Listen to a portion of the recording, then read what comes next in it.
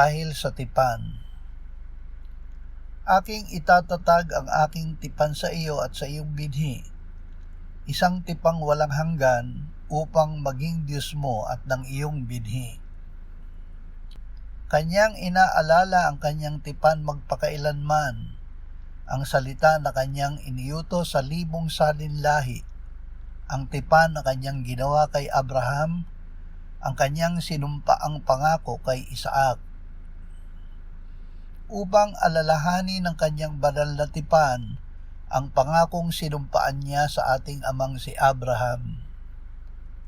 Ang tipan na ibinigay ng Diyos na sinasabi kay Abraham, at sa pamamagitan ng iyong binhi ay pagpapalain ang lahat ng mga angkan sa lupa. Kung kayo'y kay Kristo, kayo nga'y mga binhi ni Abraham, mga tagapagbana ayon sa pangako.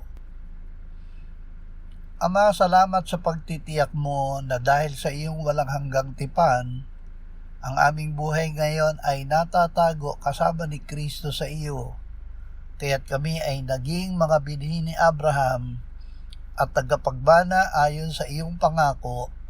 Amen.